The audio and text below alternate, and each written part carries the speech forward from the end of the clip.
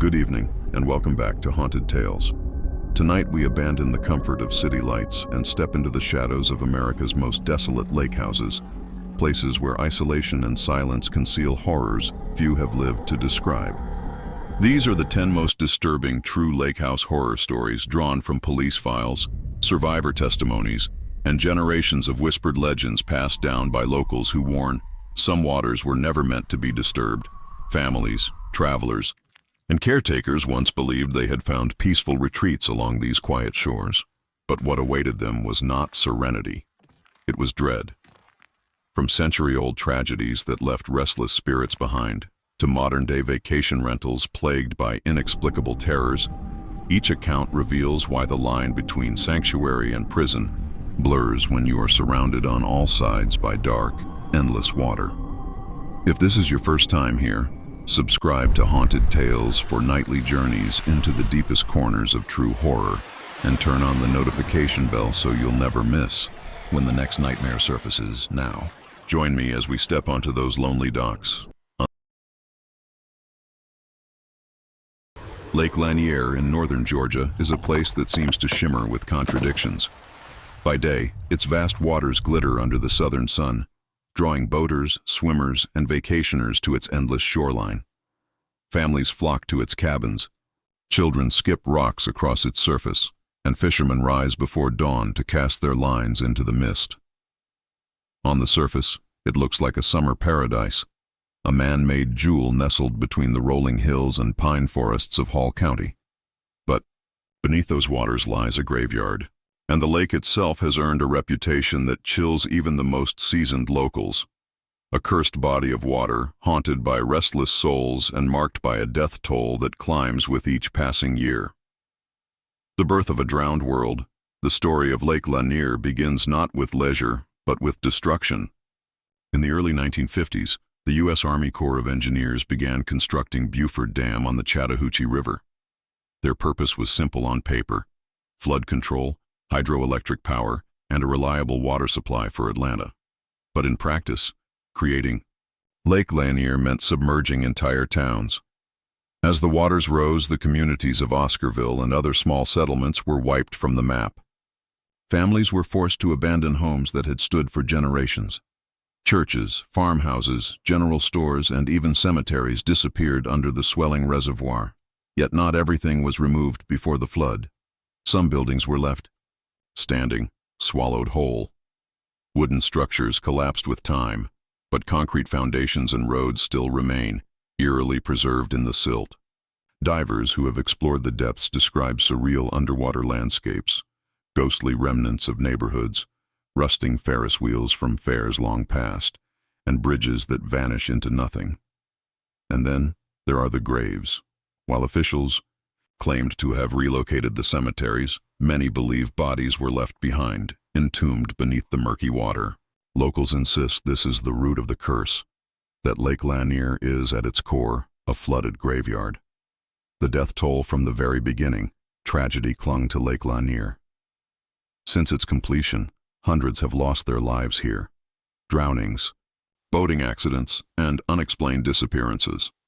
Some figures estimate more than 700 deaths since the 1950s, a number disturbingly high compared to other lakes of its size.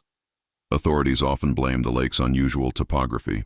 With its jagged tree stumps, sudden drop-offs, and shifting currents, Lanier can be treacherous. But locals tell a different story. They speak of hands beneath the water pulling swimmers down, of sudden chills that paralyze the body, of whispers that echo across the surface at night. And for those who live in cabins along the shore, the haunting is not limited to the water. The Lady of the Lake, perhaps the most enduring legend of Lake Lanier, is that of the Lady of the Lake. In 1958, two women, Delia Mae Parker Young and her friend Susie Roberts, were driving across the Lanier Bridge when their car suddenly veered off the road and plunged into the water. Rescue divers searched, but the vehicle disappeared into the depths. Months later, boaters reported seeing a woman in a blue dress drifting along the shoreline. She appeared pale, soaked, and silent, often vanishing if approached. Locals whispered that it was Delia searching for her friend. Her body never recovered. Then, in 1990, construction crews dredging near the bridge found the rusted remains of a car. Inside were the skeletal remains of a woman, identified as Susie Roberts. And not long after, a body surfaced near the bridge, missing both hands. Many claimed it was Delia, finally returned. But the sightings didn't stop. Even today, visitors to cabins along the bridge report glimpsing a faceless woman in blue drifting across their docks, vanishing before she reaches the door. The cabin testimonies' one chilling account came from the Holloway family, who rented a lakeside cabin in 2003 for a week-long summer holiday. On their second night, just after midnight, the mother awoke to a strange sound. Soft footsteps, deliberate, echoing across the wooden dock outside. Thinking it was a late-night fisherman, she looked out the window. There, illuminated by the moonlight, stood a figure. A woman, her hair clinging to her face, her dress clinging to her body as though she had just risen from the lake. She stood ankle-deep in the water, staring at the cabin. Terrified, the mother shook her husband awake. By the time he reached the window, the figure had vanished. But when they opened the door to check, wet footprints led from the shoreline to the middle of the dock, where they simply ended. The family left the cabin the next morning, cutting their vacation short. Years later, the mother still swears the figure's dress was blue. Another testimony comes from a retired sheriff's deputy who patrolled the lake in the late 1980s. He spoke of a cabin near Chestatee Bay where residents repeatedly called authorities about a man seen walking into the water late at night. The strange part, every description was the same. Tall, gaunt, with a blank face, and wearing what looked like suspenders. Deputies would search the shoreline, only to find no footprints, no boat, and no trace of the intruder. Strange lights and hidden towns divers who explore Lanier often report unnatural sensations, sudden chills, disorientation, or feelings of being watched. Some even describe seeing faint lights glowing beneath the water, like lanterns or street lamps from the drowned towns below. One diver interviewed in a local paper recalled brushing against what he thought was a branch. When he shined his flashlight, he saw a skeletal hand protruding from the silt. By the time he returned with a partner, the hand was gone. Cabin owners near the old submerged roads have reported seeing flickering lights out on the water, as though cars were driving under the surface. The lights will drift, fade, then vanish into darkness. The curse of Oscarville. Many believe the tragedies surrounding Lake Lanier are not accidents, but a curse. The town of Oscarville, one of the communities destroyed by the flood, had a bloody history. In 1912, following a racial incident, white mobs drove out nearly all of the black residents of the town. Homes were burned, families murdered, or forced to flee. Lake Superior. The name alone feels almost deceptive. Superior suggests something majestic, a title of pride. And indeed, the lake is breathtaking. A freshwater ocean stretching across Michigan, Wisconsin, Minnesota, and into Canada. Its waters are vast, endless, and deceptively beautiful. At dawn, the surface glows gold beneath rising sun. By evening, the horizon vanishes into an expanse of steel gray. But those who live along its shores know that Superior is not simply majestic. It is merciless.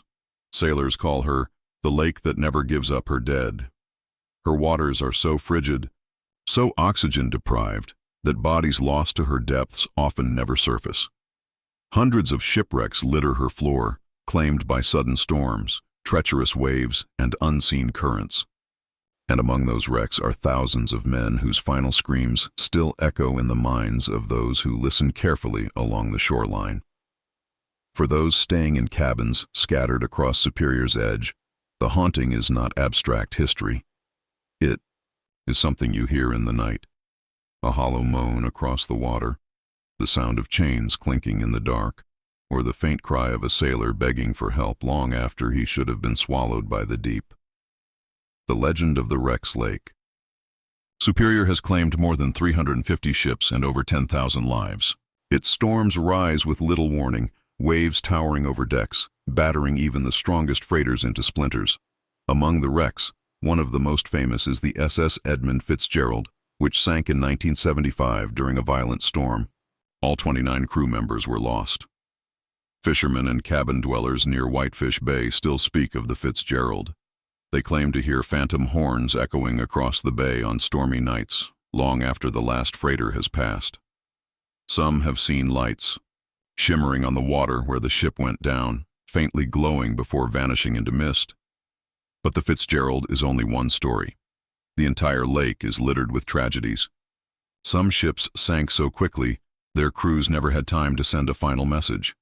Some vanished without a trace, never to be found. And locals believe that when the lake refuses to release bodies, it does not simply keep them. It keeps their spirits, too. The cabin on Devil's Point, one of the most chilling stories, comes from a cabin near Devil's Point, a rocky peninsula in Minnesota notorious for sudden squalls. In 1987, a couple rented the cabin for a week of solitude. On their first night, as the wind picked up, they heard what sounded like voices carried on the gusts. At first, it seemed like ordinary wind whistling through the trees, but then came distinct words, a man shouting "heave," followed by another voice screaming in panic. The couple, unnerved, stepped outside to check the shoreline. The lake was empty, no boats in sight. Yet as they stood on the dock, they heard the unmistakable creak of wooden timbers straining, as though a massive ship were buckling beneath invisible waves. Then came the sound of men crying out in agony, followed by silence. When the couple asked neighbors about it the next morning, they were told calmly, "That's just the wreck. Happens now and then. Best stay inside after dark." The ghost crew. In 2002, a fisherman named Robert was staying in a rented lakeside cabin near Marquette, Michigan. Late one foggy evening, while mending his nets on the dock, he noticed shapes emerging from the mist. At first he thought they were other fishermen, but as the figures drew closer, he realized they were dressed in old sailors' clothes, oilskins, caps, boots from another century. The men moved silently, carrying ropes and barrels, walking not on boats but directly on the water's surface. Robert froze in terror. One of them looked up, his eyes hollow, his face pale as wax. He raised a hand as if to speak, but no words came. The figures vanished as quickly as they appeared, the mist swallowing them whole. Shaken, Robert abandoned his cabin at dawn, vowing never to fish Superior again. When he told locals his story, many simply nodded. "You saw the crew," one old man told him. "Plenty of them still out there, working the lake that killed them." The Singing Shore. There is a stretch of shoreline near Thunder Bay in Ontario, known for a phenomenon locals call the singing. Smith Mountain Lake lies quietly in the heart of rural Virginia. Created in the 1960s by damming the Roanoke River, it is now a sprawling reservoir with more than 500 miles of shoreline. Vacationers come here for fishing, boating, and the peaceful stillness of cabin retreats. But like all lakes born of destruction, Smith Mountain Lake has its secrets. Submerged homesteads, abandoned farms, and memories of families forced from their land when the waters rose. It is in those drowned valleys, locals say, that the lake found its hunger. Today, Smith Mountain Lake has become more than a vacation paradise.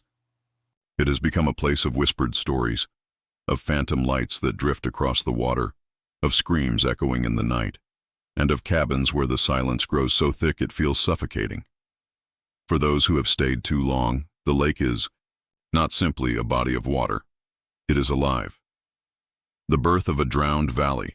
Before the dam was built in 1963, the land where the lake now stretches was home to farming families, churches, and small communities.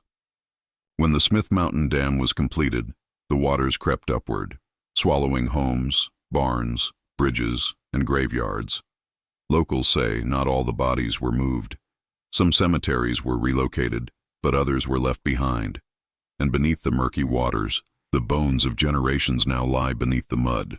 Divers who have explored the lake claim they've brushed against fences still standing, roads that disappear into nothing, and tombstones coated in algae. It is no wonder then that strange things began happening soon after the lake was filled. TUI. Phantom Lights, one of the earliest stories, dates back to the 1970s. when fishermen began reporting mysterious lights moving across the water at night. These weren't the lanterns of passing boats or reflections of stars. They appeared as orbs, glowing pale white or green, drifting silently just above the surface. One fisherman, interviewed by a local newspaper in 1978, swore the light followed him for nearly an hour, weaving behind his boat, vanishing, then reappearing ahead of him.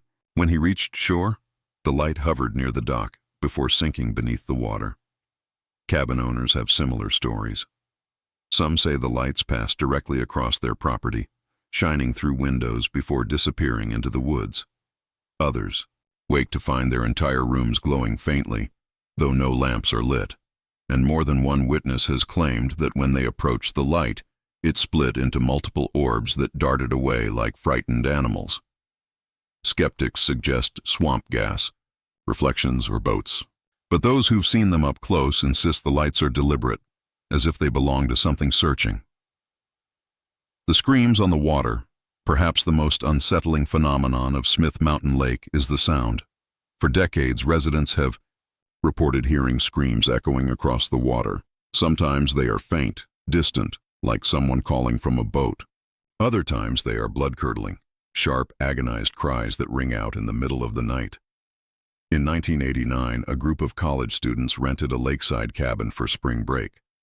On their second night, they were sitting by the fire when they heard a woman screaming from the direction of the water. Believing someone was drowning, they ran to the shore. But the lake was calm, the surface glassy and still. They called the authorities, who searched the area but found nothing. The next night, the screams returned. This time, they seemed to come from beneath the dock, muffled, gurgling, as though a woman was trapped under the water, clawing for air. The students fled the cabin, refusing to return. Locals claim the screams are tied to the drowned cemeteries. Some believe the restless dead are calling out, forever suffocating in the water. Others think the cries belong to those who've drowned in the decades since, their voices carried endlessly by the lake. The Cabin That Breathes in 1995, a retired couple moved into a cabin overlooking a quiet cove of the lake. They loved the solitude, the gentle lapping of waves, the view of the water at sunrise. But soon, strange things began happening inside their home. The wife first noticed it. At night, the air in the cabin would shift, as though the house itself were breathing. Doors would open slightly, then close. The floorboards would creak in rhythm, expanding and contracting like lungs. One night, the husband woke to find the entire house filled with the sound of rushing water, as though they were underwater. He ran outside in a panic, only to find the lake calm. When he returned inside, the sound stopped. Later, both began waking to the same nightmare, standing at the bottom of the lake, looking up at their cabin through the water, unable to breathe. They eventually sold the home, convinced that the lake had seeped into its very walls. The drowned girl, among the lake's most persistent legends, is that of a drowned girl. Witnesses describe seeing a young woman in a pale dress, dripping wet, wandering the shoreline near abandoned docks. She is often barefoot, her hair tangled, her face pale as moonlight. In 2007, a man staying at a cabin reported waking to find her standing in his bedroom doorway, her dress dripping onto the carpet. She said nothing, only stared. When he screamed, she dissolved into mist. The next morning, wet footprints trailed from the dock all the way to his cabin door.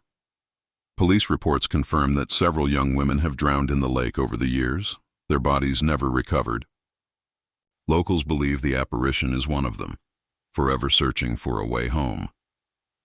The Screaming Bridge, not far from the dam, lies an old bridge, partially submerged, where drivers have reported seeing strange figures. One night in 2012, a delivery driver swore he saw a man standing in the middle of the bridge, drenched and motionless. When the driver honked, the figure vanished. Moments later, a scream erupted from beneath the bridge, so loud the driver nearly lost control of his truck. Others say the bridge itself groans at night, as though the drowned road beneath it is still carrying weight. Cabin dwellers nearby often hear footsteps echoing across the bridge long after traffic has stopped. The diver's encounter in 2015, a professional diver exploring near the dam claimed to have experienced something he could not explain. At nearly 60 feet deep, he came across a crumbling barn, its wooden beams still intact. As he shined his flashlight across the structure, he saw movement, a figure inside, crouched in the... Lake Tahoe is a place of contradictions. By day, its waters sparkle a crystalline blue, surrounded by pine forests and snow-capped peaks. Tourists marvel at its beauty, vacationers flock to its ski resorts and cabins, and fishermen praise its depth and clarity. But beneath that pristine surface lies something far darker. At more than 1,600 feet deep, Tahoe is one of the deepest lakes in the world, so deep that legends say it has never given up its dead. For decades, rumors have swirled that the mafia once used its waters as a dumping ground. Locals whisper of bodies weighted with chains, sinking into the cold black depths, preserved forever in the frigid water. And then there are the stories of apparitions, pale figures wandering the shore, spectral women seen floating beneath the surface, and voices that echo in cabins where no one should be. Lake Tahoe, for all its beauty, is a graveyard cloaked in blue. The mob connection. During the 1950s and 60s, Lake Tahoe became a playground for organized crime. Casinos sprouted along its shores, funded by mob money, and with them came violence, corruption, and secrets. It is widely believed that those who crossed the mafia often met their fate at the bottom of the lake. Several ex-gangsters have claimed, later in life, that bodies were dumped in Tahoe. One even confessed that weighted corpses were rolled off boats, sinking into the dark without a trace. Divers exploring the depths have spoken of seeing pale forms in the water, preserved by the cold, their features eerily intact. Officially, nothing has been proven. But the lake's reputation as a mob graveyard endures, feeding nightmares for those who rent lakeside cabins. They say sometimes, on quiet nights, you can hear muffled screams rising from the water, as though the silenced victims are still trying to breathe. The woman in white, one of Tahoe's most chilling legends, is the woman in white. Witnesses describe her as a tall figure draped in a flowing gown, her face pale and her eyes empty. She is often seen drifting along the shoreline, particularly near older cabins tucked deep in the woods. In 1973, a newlywed couple honeymooning in a lakeside cabin awoke in the middle of the night to find her standing at the foot of their bed. Her gown was soaked, dripping water onto the floorboards. She said nothing, but raised a hand as though pointing toward the lake. When the husband blinked, she was gone. Yet the floor where she had stood was wet, the boards swollen with moisture. Locals believe she is the spirit of a woman murdered and dumped in the lake during the mafia's reign. Some say she searches endlessly for her killer. Others believe she tries to warn the living, pointing toward the water that holds so many secrets. The Screaming Dock. In 1985, a group of college students rented a cabin for summer break. On their second night, as they sat drinking on the dock, they heard a blood-curdling scream erupt from the water beneath them. At first, they thought someone was drowning, but when they shined flashlights onto the surface, they saw nothing. Then came a second scream, louder, closer, followed by bubbles rising violently from beneath the dock. Terrified, they ran back to the cabin. All night long, they heard pounding against the dock's wooden beams, as though someone were trying to climb out. When they returned the next morning, they found wet handprints smeared across the boards, leading halfway to the cabin before vanishing. None of them ever returned to Tahoe. The frozen figures, Tahoe's depths are so cold that decomposition slows to a crawl. Divers have long claimed to see what they call frozen figures, suspended in the water. In 2004, a diver exploring near Emerald Bay reported seeing what looked like a row of bodies chained together, their faces pale and their clothing tattered. He fled the water in terror and refused to dive again. When pressed later, he admitted he couldn't shake the image of their open eyes staring at him, as though aware of his presence. Others have described seeing a woman drifting just below the surface, her hair spreading like seaweed, her mouth open in a silent scream. When approached, she vanishes, leaving nothing but ripples. The cabin on the Ridge One family's experience in 1992 has become part of Tahoe's whispered folklore. They stayed in a rustic cabin on the North Shore, secluded among tall pines. On their second night, they began hearing knocking on their windows, slow, deliberate taps, always 3 in a row. When the father stepped outside with a flashlight, no one was there. Later, as they tried to sleep, the knocking grew louder, moving from one side of the cabin to the other. Finally, the mother peeked through a curtain and saw a pale face pressed against the glass, its eyes sunken, its lips blue. She screamed, waking the children.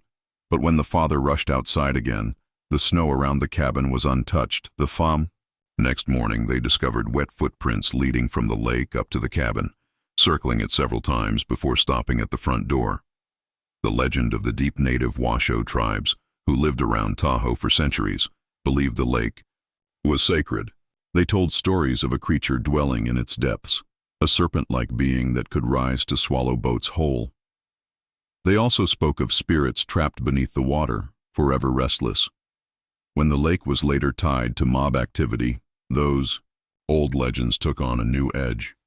Locals say Tahoe is not just a place where bodies are hidden, but where spirits are bound. Some believe the lake itself is a portal, a vast cold prison for souls who can never leave. The Lonely Fisherman in 2010. A fisherman staying in a cabin near Cave Rock claimed he saw something that changed him forever. Fishing at dawn, he noticed another man standing knee-deep in the water, staring out across the lake. The man was tall, dressed in outdated clothes, and completely still. When the fisherman called out, the man turned slowly. His face was bloated, his eyes milky. Then, without making a sound, he sank straight down, vanishing into the water without a ripple. Shaken, the fisherman packed up his things and left, never to return. He later confessed he still sees that man in his dreams, always standing in the water, waiting. Cabins of unease. Many who've stayed at Tahoe's cabins speak of a constant unease. Doors that open on their own, windows rattling even on calm nights, whispers carried through the trees. Some say they hear footsteps pacing the docks long after midnight. Others describe waking to the smell of cigarettes or cheap cologne, as though a mobster from decades past had walked through their room. And always, there is the feeling of being watched. The lake that keeps its secrets. Lake Tahoe's waters are beautiful, yes. But beauty often conceals danger. Beneath its surface are drowned forests, forgotten graveyards, and, if rumors are true, the bodies of those silenced by organized crime. Its cabins, nestled along the shoreline, are perfect by day, but at Sapikchi, night they become windows into the lake's secrets. Shadows pass across docks, screams rise from the water, and faces appear where no living person stands. Tahoe never releases what it takes, and perhaps that is why the dead return, wandering its shores, pressing their faces against cabin windows, and leaving footprints that lead only back to the water. The warning: if you ever find yourself in a cabin by Lake Tahoe, listen carefully. The stillness is deceiving.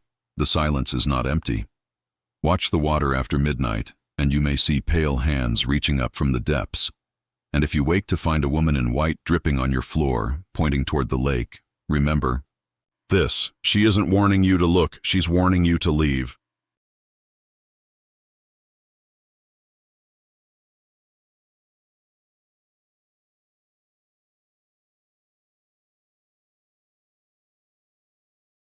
Lake Michigan is a body of contradictions.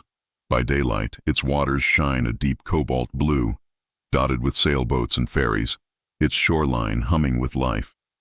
Chicago's skyline rises proudly above its western edge, and families scatter across sandy beaches during the summer. But beneath that surface, and in the lonely stretches where cabins cling to forested shores, the lake becomes something far more sinister. Lake Michigan is home to one of the greatest enigmas of the inland. Seize the Lake Michigan Triangle. Like the more famous Bermuda Triangle, this expanse of water, stretching roughly from Ludington to Benton Harbor, Michigan, and across to Manitowoc, Wisconsin, has been the site of countless disappearances, ghost sightings, and inexplicable tragedies. Planes have vanished here without a trace. Ships have gone down in calm weather. And strange lights, glowing, hovering, sometimes plunging into the water, have been reported for generations. For those who live in cabins along the lake, the stories are not just legend. They are lived experiences, nights of terror when lights danced outside their windows, when voices echoed across the black water, and when neighbors vanished, leaving only silence behind. The Flight That Never Landed. June 1950, Northwest. Airlines Flight 2501 vanished over Lake Michigan while en route from New York to Minneapolis. The plane carried 58 passengers and crew. Despite massive search efforts, the aircraft was never recovered. Only a few fragments of debris and human remains washed ashore. Theories abound: sudden storms, electrical malfunctions, even UFO interference. But what lingers are the reports of locals living in lakeside cabins at the time. Several claimed to see strange lights in the sky that night, glowing red orbs darting across the horizon, then diving into the lake. Others swore they heard a massive roar overhead, followed by silence. To this day, divers continue to search the depths, but the wreck has never been found. Locals believe the lake took it, and that the lights seen before the disappearance were not natural at all. The vanishing ships long before the airplane vanished, ships were disappearing. The most infamous is the Rouse Simmons, known as the Christmas tree ship. In 1912, it sank during a storm while carrying a load of trees to Chicago. The wreck was discovered decades later, but by then stories had spread of a phantom schooner, seen sailing across Lake Michigan every December, its deck piled with pine trees, its crew silent. Cabin dwellers along the Wisconsin coast report seeing the ship appear on foggy nights. One man described waking to the sound of bells on the water. Looking out his window, he saw a ship glide silently past, its sails torn, its deck strewn with evergreens. When he ran outside to the shore, the ship was gone. Other vessels, less famous, have disappeared too. Dozens of schooners, ferries, and fishing boats. Sometimes debris washes up. Sometimes nothing does. What remains is the belief that Lake Michigan keeps what it takes. The lights beneath the water. Perhaps the most unsettling reports are of lights, glowing orbs that hover above the surface, then sink beneath the waves. In 1977, a family staying in a remote cabin near Ludington reported being woken by a strange green glow shining through their window. At first, they thought it was headlights from a car, but when they stepped outside, they saw a sphere of light hovering just above the lake, pulsing slowly. The orb moved silently across the water before plunging beneath the surface. Moments later, the lake erupted with ripples, though the night air was still. The family fled the cabin the next day. Neighbors later admitted they'd seen the lights too, and that sometimes, after the lights vanish, voices can be heard calling faintly from the shore. The cabin that disappeared, one of the triangle's strangest tales, comes from 1937. A small cabin on the Michigan shoreline, owned by a fisherman, was reportedly swallowed overnight. Neighbors claimed they saw the cabin intact one evening, but the next morning only the foundation remained. The fisherman and his family were gone. Authorities investigated, suspecting foul play or a structural collapse. But the oddest detail was the sand around the foundation, smooth, untouched, as though no one had walked there. No bodies were ever found. Theories range from sinkholes to abduction. But locals whisper the lake claimed them, pulling the cabin and its occupants into the depths. The vanishing fisherman. In 1993, a retired Navy officer named William stayed in a lakeside cabin to fish in solitude. On his third night, neighbors heard him screaming. When they rushed to his cabin, they found it empty. The door wide open, dinner still on the stove.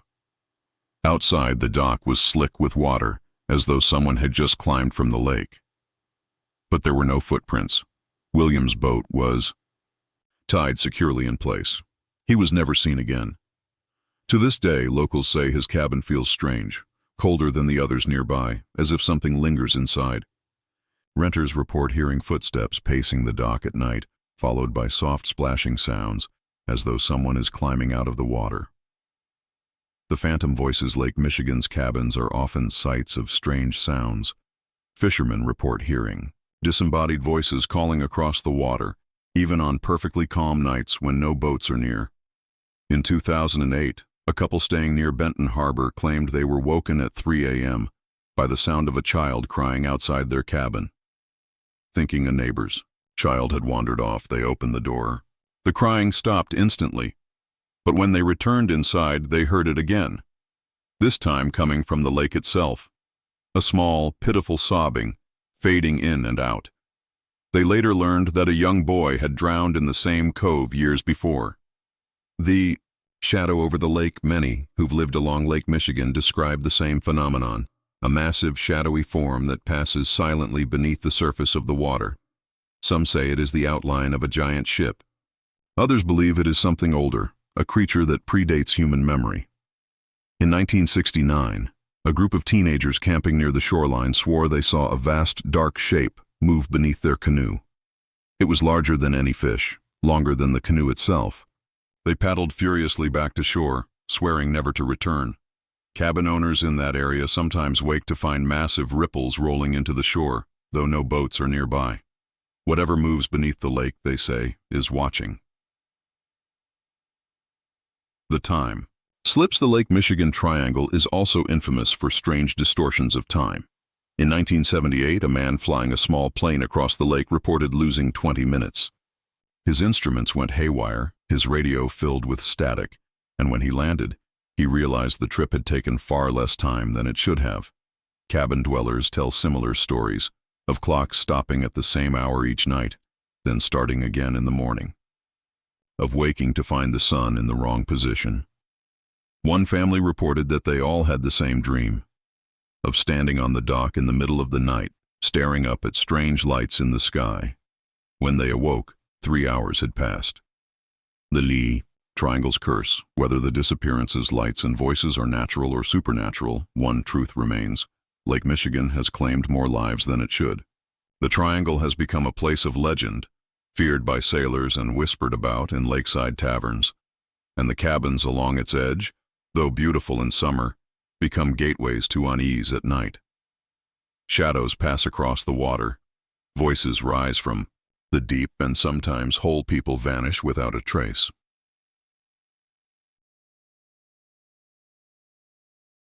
High in the Cascade Mountains of southern Oregon lies a body of water unlike any other on Earth, Crater Lake. Formed nearly 8,000 years ago when Mount Mazama erupted and collapsed, it is the deepest lake in the United States, plunging nearly 2,000 feet down into a caldera of volcanic rock. Its waters are impossibly blue, so pure they reflect the sky like a perfect mirror. By day, the lake is breathtaking. By night, it becomes something else entirely. For centuries, native Klamath tribes regarded Crater Lake as sacred and dangerous. They spoke of powerful spirits dwelling in its depths, of battles between gods that shook the mountain and birthed the lake itself. They warned that the waters were not to be disturbed, that those who lingered too close risked being taken. And in the centuries since, stories have only grown darker.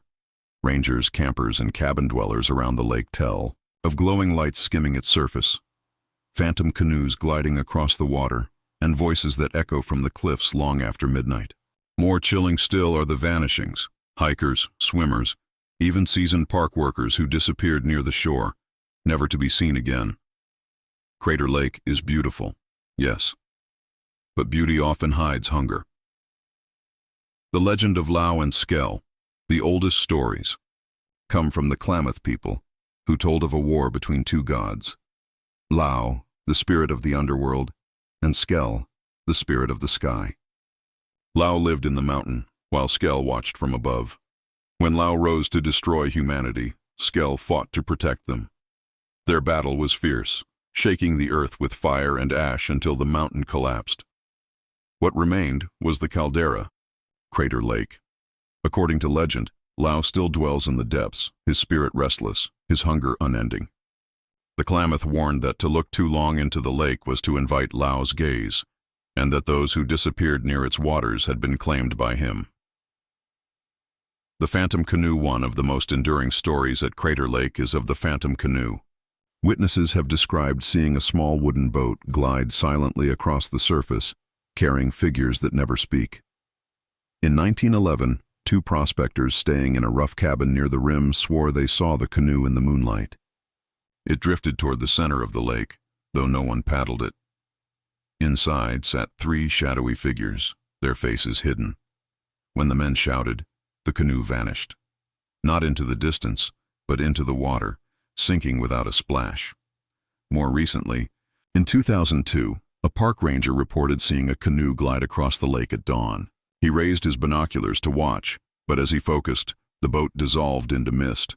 He later admitted he could still hear the faint sound of paddles dipping into water long after the canoe was gone. The vanishing campers in 1971, 3 college students camped near the lake's edge. They were last seen fishing in a small aluminum boat. When rangers later found the boat, it was empty, floating gently near Wizard Island. The lake was calm, no sign of a struggle. The students' belongings were found neatly packed in their tent, but their bodies were never recovered. Divers scoured the depths, but the lake's clarity only extends about 100 feet before darkness swallows everything. Below that, the void remains unexplored. Locals say the students were taken by Lao. Rangers, more pragmatic, warn of sudden whirlpools and icy currents. But those who live near the lake believe differently, that on certain nights, the students can still be seen standing on the surface of the water, staring silently toward shore. Lights on the water. Strange lights have long been reported at Crater Lake. Some are described as glowing orbs that skim the surface, others as beams rising from the depths. In 1975, a family renting a cabin on the south rim claimed they were woken by a bright blue glow flooding their room. Looking outside, they saw a sphere of light hovering just above the lake. It drifted slowly, then plunged straight into the water. Seconds later, the entire lake seemed to shimmer, as though something massive had moved beneath it. Fishermen, too, have seen lights rising from below, eerie, pale flashes that illuminate the water from within. No explanation has ever been found. The Ranger's Nightmare. In 1987, a veteran park ranger experienced something that haunted him for the rest of his life. While on patrol one evening, he camped near a remote cabin used by staff. Around midnight, he woke to the sound of knocking. At the door, slow, deliberate, 3 raps at a time. Thinking it was another ranger, he opened the door. No one was there. Moments later, the knocking came again, this time from the back wall. He rushed outside, circling the cabin, but saw nothing. Finally, as he tried to sleep again, the entire cabin shook violently, as though something massive had struck it from below. The next morning, he found wet footprints circling the cabin, bare human footprints leading directly from the lake and back again. He never worked another night shift. The disappearing hiker. In 2006, a young hiker set off alone along the rim trail. Witnesses saw him gazing into the lake before stepping down toward the shore. He was never seen again. Searchers found his pack and shoes neatly placed on the beach. Locals say the lake lured him in, that he was called by something beneath the water. Rangers caution that the cliffs are unstable, that a fall could easily prove fatal. But those who live nearby whisper that on quiet mornings, his voice can be heard calling faintly from the depths, echoing against the cliffs. Wizard Island, Jagi Yen.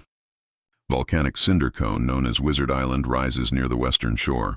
It is a popular destination by day, but at night, it becomes a place of fear.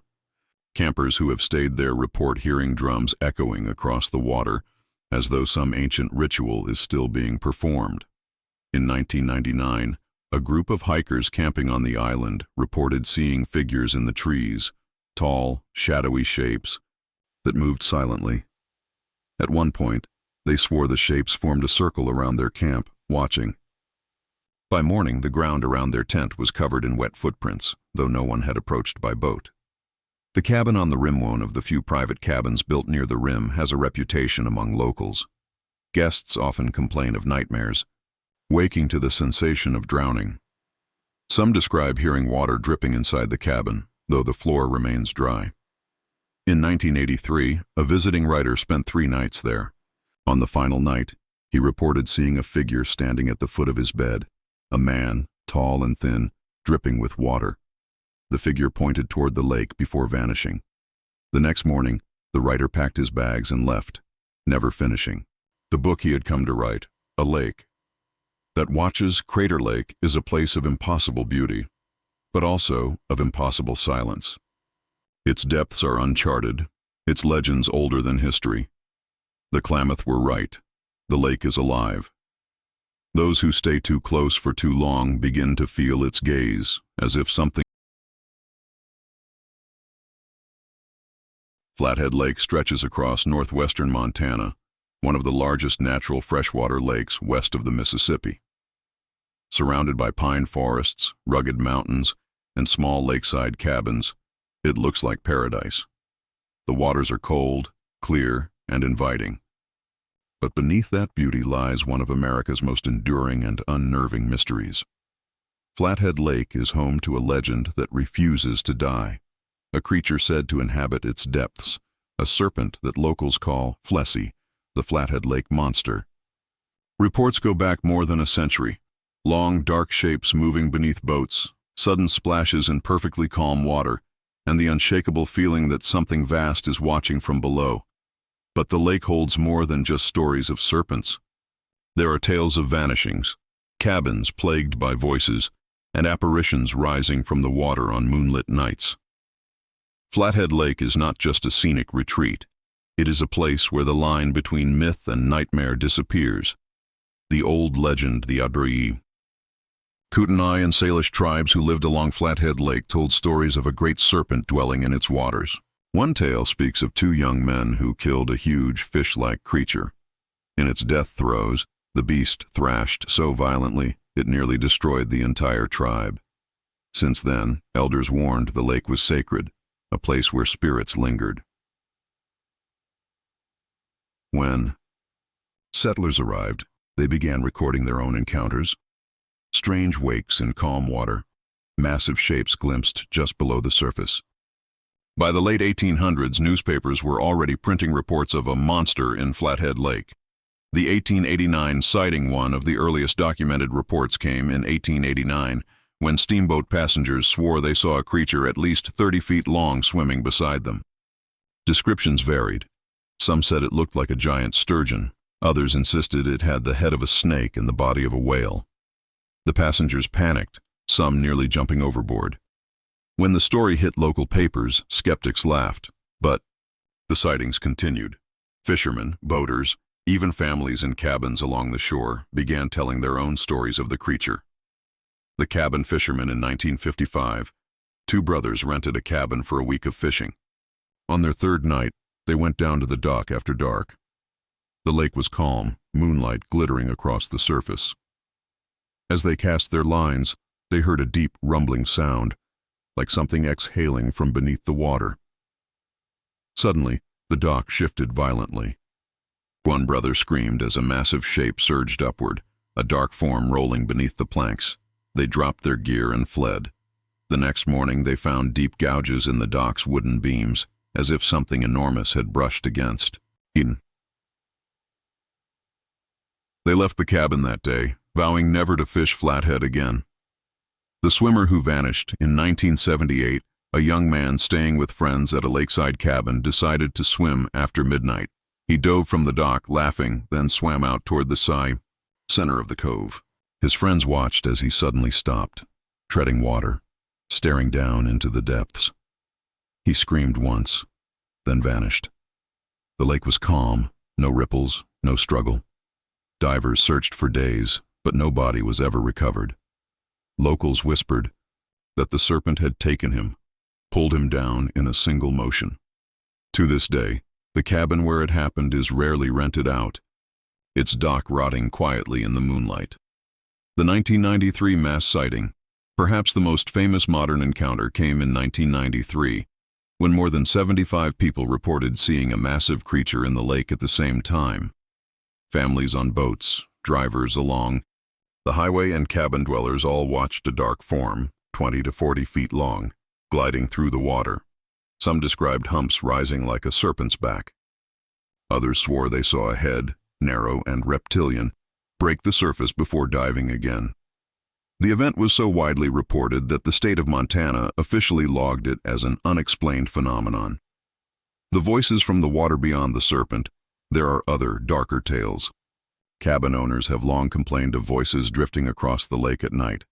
Sometimes they are faint, like laughter. Other times they are cries, desperate, anguished, echoing across the still surface. In 2005, a family staying in a rented cabin near Yellow Bay reported being woken by the sound of a woman screaming. They rushed outside, shining flashlights onto the lake, but saw nothing. Yet the screams continued, rising and falling, as if someone were drowning. When they called the police, they were told they weren't the first to report such sounds. Authorities searched, but no one was found. The family cut their trip short, leaving the cabin in the middle of the night. The Phantom rowboat in 1981, a man living alone in a small cabin claimed he saw a rowboat floating on the lake during a heavy fog. Inside sat two figures, motionless, their heads bowed. Concerned, he shouted. But the boat did not respond. When he stepped onto his dock for a better view, the rowboat drifted closer. To his horror, the figures were not living. Their faces were pale, their clothes dripping as though they had been underwater for. Lake Lanier, in northern Georgia, looks like any other sprawling reservoir. Shimmering water, fishing docks, marinas, and lakeside cabins filled with families on vacation. But beneath its surface lies a truth darker than most know. This man-made lake, built in the 1950s, swallowed entire towns. Churches, cemeteries, bridges, and farms were flooded when the government dammed the Chattahoochee River. To this day, the remains of those drowned communities linger below, preserved in eerie silence. Locals call it cursed. Since its creation, Lake Lanier has been the site of thousands of accidents, hundreds of drownings, and countless stories of strange apparitions. Some say the spirits of those displaced, and those buried in graves left beneath the water, never found peace. Others whisper that the lake itself is hungry, pulling swimmers and boaters under without warning.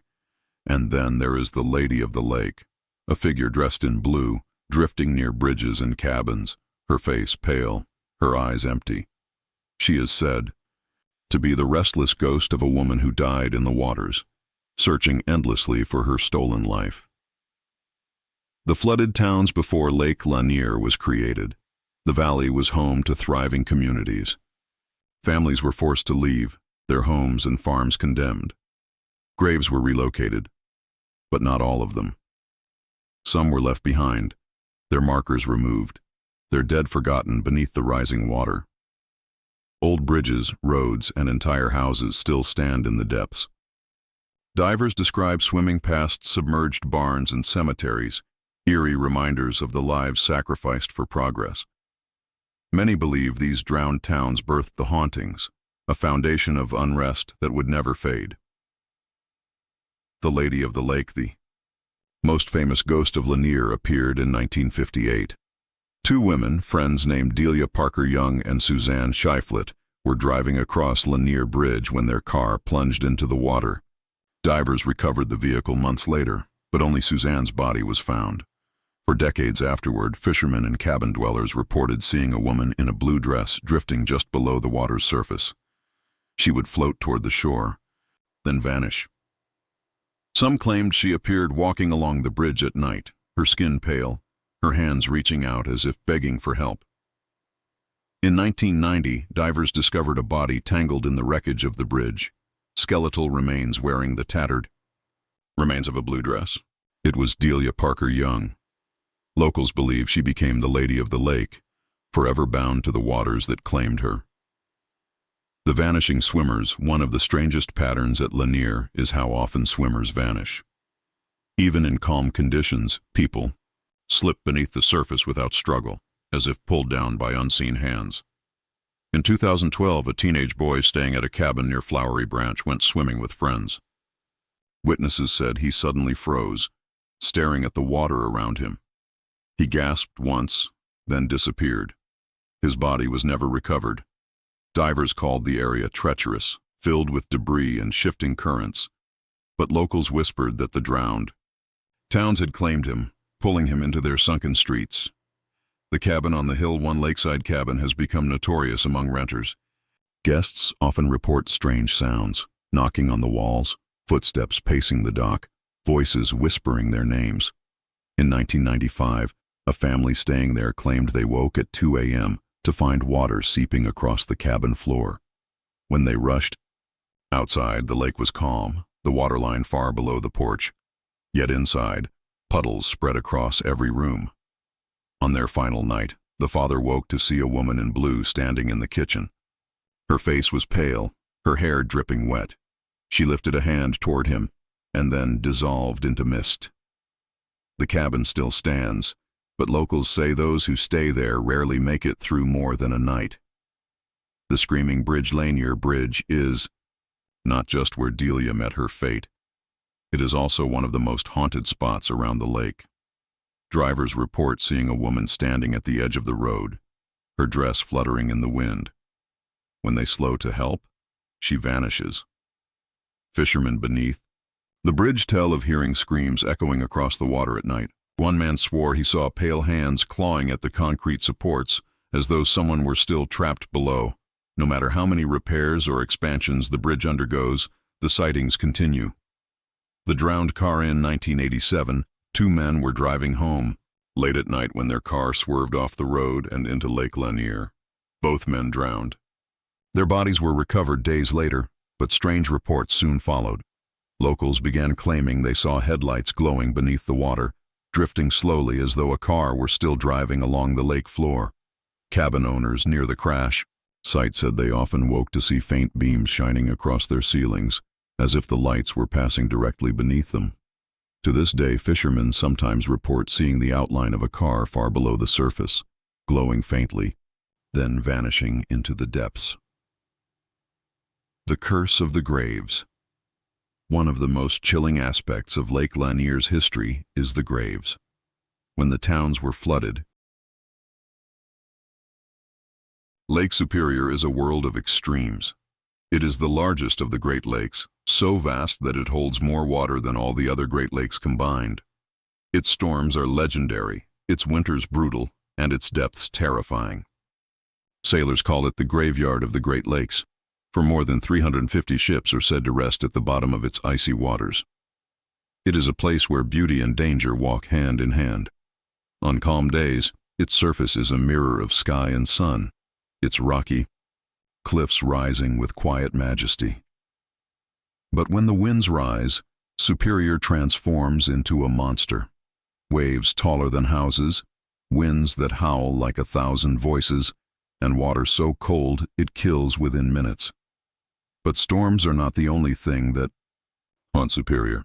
Sailors and cabin dwellers alike tell of ghostly ships still sailing the waves, of voices echoing from the water, and of the most infamous wreck of them all, the Edmund Fitzgerald, a freighter lost with 29 men in November 1975. On the shores of Lake Superior, in cabins scattered along its vast expanse, people whisper of shadows moving across the waves and lights that burn where no boat should be. For some, these are not stories. They are lived experiences.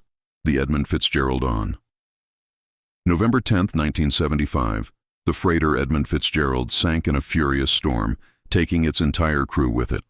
The ship had been one of the largest on the Great Lakes, nearly 730 feet long, carrying iron ore toward Detroit.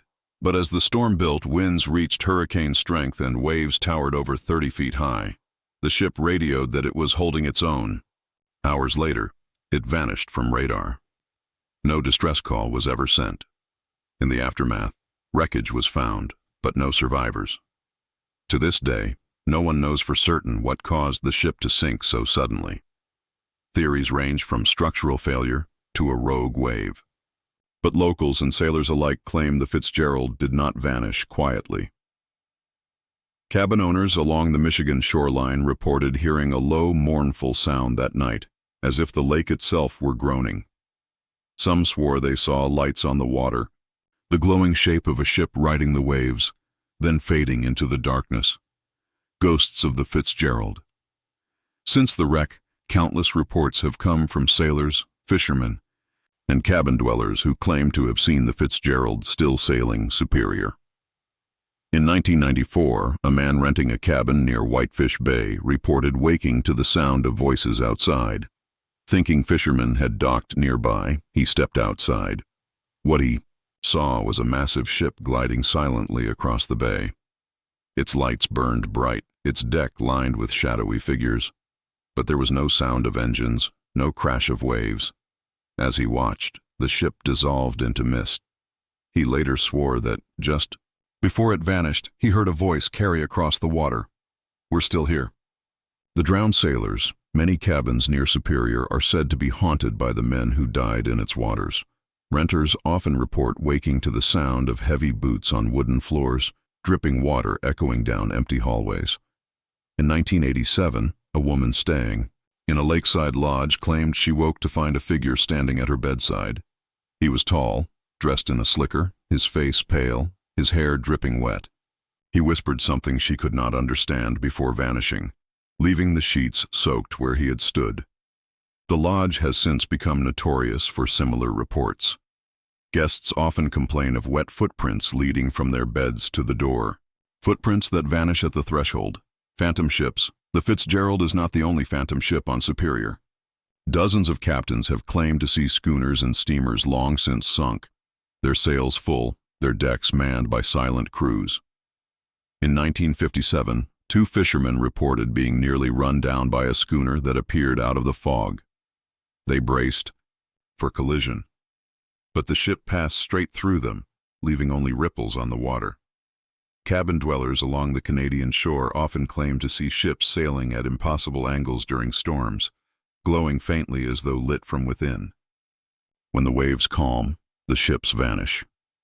Voices beneath the ice winter brings its own horrors.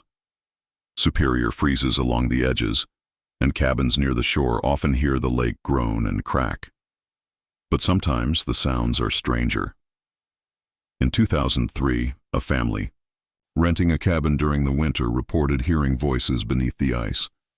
At first it was faint, a murmur, like distant conversation, but as the night deepened, the voices grew louder, rising in pitch until they sounded like screams. The father claimed he went outside to investigate and saw shapes moving beneath the ice, dark forms pressing against the frozen surface before vanishing into the depths. The family left the cabin that night, abandoning their vacation early. The vanishing fisherman disappearance is a common theme on Superior. In 1968, 2 experienced fishermen set out from a small dock near a lakeside cabin. The day was calm, the water smooth. They never returned. Their boat was later found drifting, intact, with their gear still inside. But the men were gone. Cabin. Owners in the area claim that, on quiet mornings, 2 figures can still be seen standing on the water, staring toward shore. They never move, never speak, and vanish when the sun rises. The cabin of the drowned one, abandoned cabin near the Keweenaw Peninsula, has become infamous. Locals say it once belonged to a sailor who survived a shipwreck but was never the same. He spent his nights pacing the dock, muttering to himself, staring out at the waves. One winter, he vanished. His cabin was found empty, but the floor was soaked, water dripping from the ceiling, though the roof was sound. Some claimed he had returned to the lake, drawn back by the voices of his lost crew. Since then, anyone who stays in the cabin reports the same experience, waking in the night to hear dripping water and the sound of boots pacing the floor. Some have even claimed to see a tall, dripping figure staring at them from the doorway. The storm that never ends. Superior storms are so fierce they seem almost alive. In 1979, a family staying in a lakeside cabin claimed they witnessed a storm that no one else could see. At 11 p.m., they were woken by thunder shaking the windows. Looking outside, they saw massive waves crashing against the shore, lightning splitting the sky. But when they called relatives a few miles away, they were told the night was calm and clear. The storm raged for hours, then vanished at dawn. The next day, the family learned that November 10th, the anniversary of the Fitzgerald's sinking, had passed that night. A lake that remembers Lake Superior is vast, ancient, and merciless. It holds its dead tightly, rarely giving up bodies to the surface. Sailors say the lake never forgets, that every storm is a reminder, every echo a warning. The Fitzgerald may be the most famous of its victims, but it is far from the only one. Superior's depths are littered with wreckage and bones, its surface haunted by phantoms and voices. And for those who live in cabins along its shore,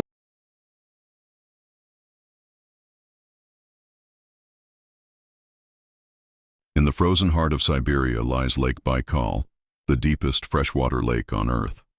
Nearly a mile deep in places, it holds more water than all the Great Lakes combined. Its age is measured not in centuries, but in millions of years. Scientists call it a natural wonder. Locals call it something else, a place where the veil between worlds is thin. Baikal's waters are so clear you can see down hundreds of feet. But beyond that, beyond the shimmering blue that turns to black, something waits. Fishermen, divers, and soldiers alike have told stories of strange beings in the depths, glowing lights rising from below, and disappearances that cannot be explained. For centuries, the Buryat people of Siberia spoke of spirits that lived in Baikal, water guardians who could bless or curse those who crossed them. But in the modern age, stranger tales emerged. Accounts of Soviet divers encountering humanoid beings under the ice. Reports of glowing crafts rising from the lake, faster than any submarine. And stories of cabins along the shore where voices whisper at night, speaking languages no human can understand. Baikal is not just a lake. It is a mystery, and for some, a grave. The legends of the Buryat long before Soviet scientists arrived, the indigenous Buryat people feared and revered Baikal. They believed the lake was inhabited by powerful spirits, some benevolent, some dangerous. Shamans performed rituals along its shores, offering sacrifices to appease the beings below. They spoke of a great dragon, slumbering in the depths, whose stirrings caused storms. Others told of drowned souls who wandered the shore at night, pale and dripping, calling to the living. When outsiders laughed at these tales, the Buryat would only say, "Look into the water long enough, and it will look back." The 1982 Soviet diver incident, one of the most chilling accounts, comes not from folklore, but from Soviet military records. In 1982, a group of 7 military divers was training in Lake Baikal near the town of Barguzin. They were experienced men, accustomed to the brutal cold and crushing pressure. But what they encountered that day was beyond explanation. At a depth of 150 feet, they reported seeing humanoid figures swimming nearby. The beings were enormous, nearly 10 feet tall, wearing no diving suits, only tight silver bodysuits. Their heads were covered with helmets that emitted a faint glow. The divers attempted to capture one of the beings with a net. Instantly, they were thrown upward by a violent force, as though the water itself had rebelled. The rapid ascent caused decompression sickness, killing 3 of the men and crippling the rest. The survivors swore their story was true. The Soviet military hushed the incident, but whispers spread quickly. Divers and soldiers began refusing assignments at Baikal. To this day, locals claim the beings, swimmers as they call them, are still there, watching. Glowing lights, reports of glowing lights over Lake Baikal go back decades. Fishermen tell of orbs that hover above the water before plunging beneath the surface. Others describe columns of light rising from the depths, illuminating the night sky like ghostly beacons. In 1977, the crew of a Soviet research submarine claimed they were followed by a massive glowing object beneath the water. It kept pace with them for several minutes before shooting upward at impossible speed, vanishing into the sky. Cabin dwellers along the southern shore often report nights when the lake itself glows, the surface shimmering with unearthly light, as though something vast is moving beneath. The vanished soldiers. In 1990, a small group of soldiers stationed near Baikal vanished without a trace. They had been assigned to guard a remote cabin used for weather monitoring. When relief crews arrived, the cabin was empty. Their weapons, gear, and food supplies remained untouched. A kettle still sat warm on the stove, but there were no footprints leading away from the cabin, only a trail of wet marks leading from the lake to the door, and then back again. The soldiers were never found. Locals whispered that the swimmers had come for them, dragging them back into the depths. The disappearing fisherman in 2004, a fisherman named Alexei, disappeared while staying at a rented cabin near the western shore. His boat was later found adrift, his gear neatly stowed. The only clue was his journal, left on the cabin table. The last entry read, "The lights are back tonight. They are closer than before. I hear them calling from the water. If I go, maybe I will understand." He was never seen again. The Cabin of Voices, one of the strangest accounts, comes from a cabin near Listvianka, a small village on Baikal's shore. Guests have long reported waking to the sound of voices, not Russian, but something guttural, alien, echoing through the walls. In 1998, a visiting couple claimed they heard footsteps pacing outside their cabin at night. When they looked, they saw 3 tall figures standing at the edge of the lake. Their bodies glowed faintly, their heads too large, their movements too smooth. The couple fled before dawn, leaving the cabin unlocked, their belongings inside. Locals who later inspected the site found the sand around the cabin covered in strange, circular impressions, as though something heavy had pressed into the earth. The vanishing lights. In 2011, a group of campers on Olkan Island witnessed something extraordinary. At 3 a.m., a bright light rose from the lake, glowing white-blue, so bright it illuminated the entire shoreline. It hovered for nearly a minute before vanishing straight down into the water without a sound. The next morning, they discovered their watches had stopped at exactly 3:02 a.m. Cameras they had brought were blank, the film fogged and useless. Local shamans insisted it was the spirits of Baikal showing themselves. Skeptics called it a military experiment. But the campers never forgot the fear, the feeling that they had been observed, measured, and dismissed. The frozen figures' winters on Baikal are brutal, the lake's surface freezing into sheets of glass. Travelers crossing the ice sometimes report seeing figures frozen beneath, faces staring upward, hands reaching toward the surface. In 1961, a group of geologists camping on the ice swore they saw dozens of pale faces beneath them, stretching on for yards. The next day, the ice was clear, the faces gone. Locals insist these are the souls of those taken by the lake, trapped forever beneath its surface. A lake that watches Baikal is vast, ancient, and inscrutable. Scientists call it one of the most unique ecosystems on Earth, home to species found nowhere else. But those who live along its shores know it is more than nature. It is a presence, vast and patient, watching those who dare approach. The legends of the Buryat, the testimonies of soldiers, the vanishing fishermen, they all point to the same truth. Something is alive in Baikal, something older and stranger than humanity. The warning: if you ever stay in a cabin on Lake Baikal, remember this: do not stare too long into the water.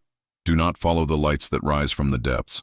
And if you hear voices outside your door at night, do not answer, because Baikal is not just a lake, it is a gateway, and those who enter rarely return.